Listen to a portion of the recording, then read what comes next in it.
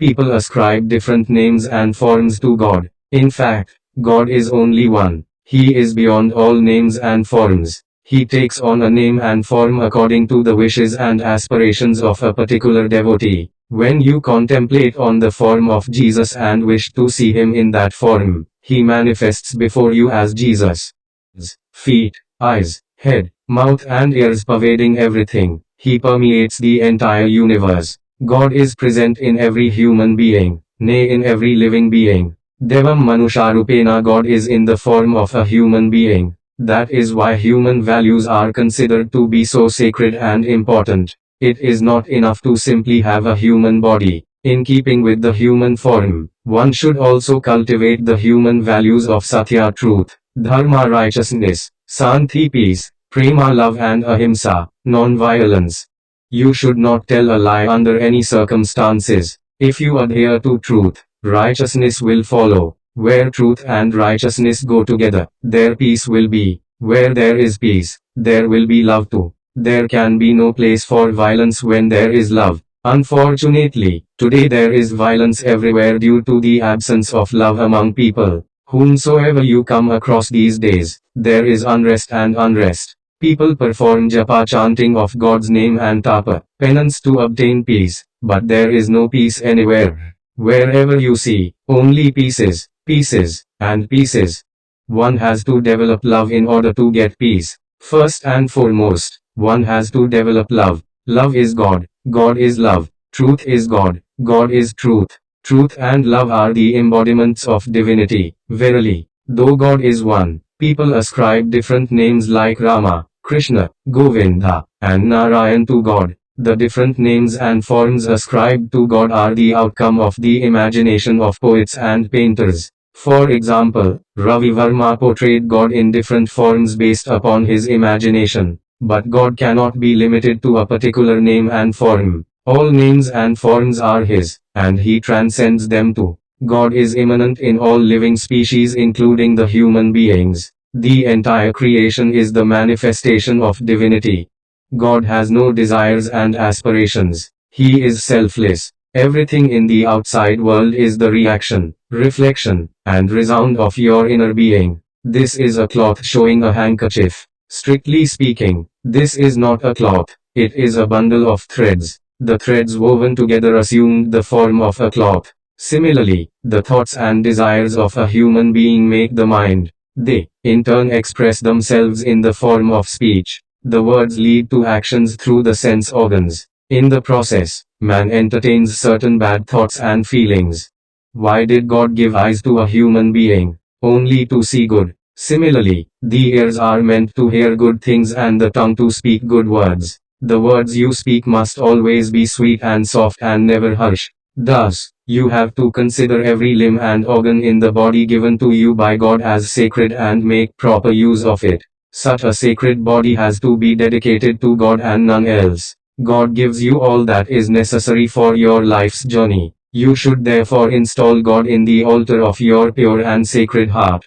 God is omnipresent. The sky is God and the earth is God. All human beings are embodiments of divinity. God is immanent in every human being in the form of breath Soham. Man has to realize this truth. Only when you realize the true nature of God that can you be considered to have acquired Jnana wisdom.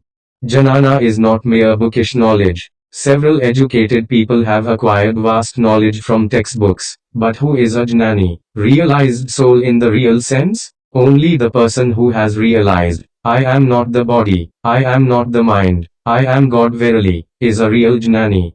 When you say, this is my body, who are you? To whom are you referring? The expression my body connotes that you are separate from the body. When you say, this is my mind, the mind is separate from you. Similarly, when you say, this is my buddhi, intellect, it means the buddhi is separate from you. In all these expressions, what is that my? That my is I. This I is what was referred to by Jesus Christ as the ego, and it has to be cut. That is the real significance of the cross. You cut the ego.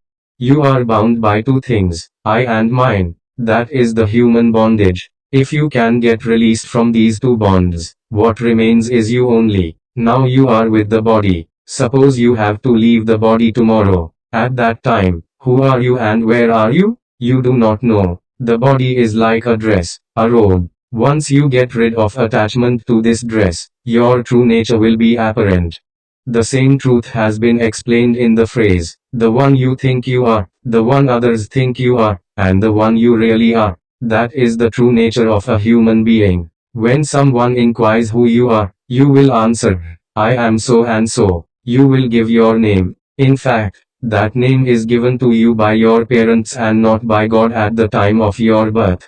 Suppose you ask God, who are you? He will reply, Aham Brahmasmi, I am Brahmin. Every individual should remind themselves, I am Brahmin, I have no other name. If someone asks, what is your name? You should reply, my name is Brahman. If you are constantly aware of your true nature thus, that is Atma Tattva, you do not have to contemplate on anything else.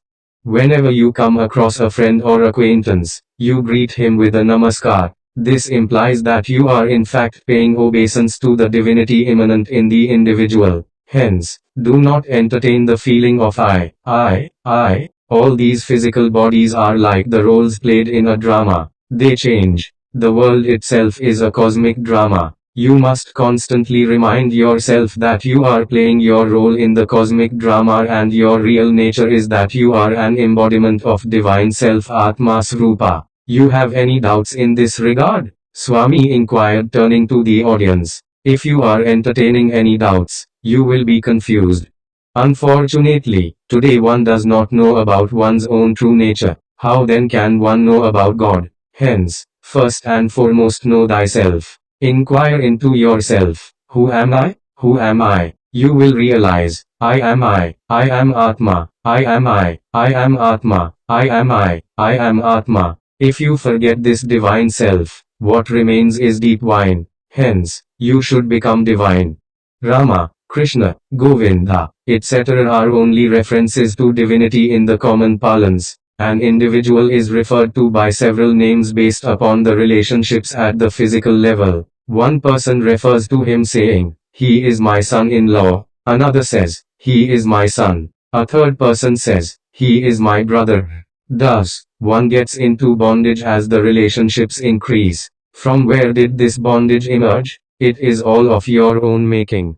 You marry a girl and say, she is my wife. But before marriage, who was she? You do not know. After some years when she departs finally, you do not know anything about her. Thus, you do not know who she was before marriage or where she went after her departure. The wife-husband relationship is only in between. Hence, do not worry about the past. Past is past and future is uncertain. You do not know. You have no knowledge of either the past or the future. You are aware of only the present. Hence, live in the present. That is the only reality. Bhagwan concluded his discourse with the bhajan, Hari bhajan bina sukha santi nahi.